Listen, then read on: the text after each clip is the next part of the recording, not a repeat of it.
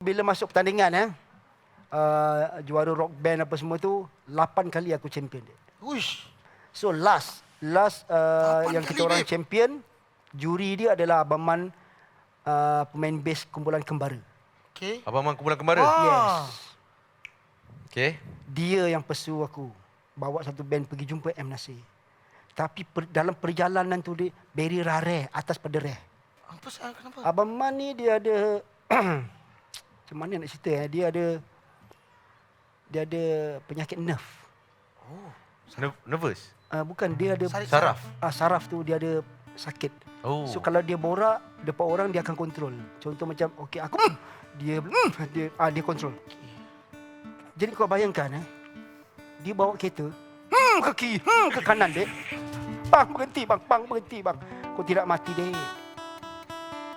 Tapi itulah insan hebat yang bawa Joey Daud bersama berjumpa dengan figura M.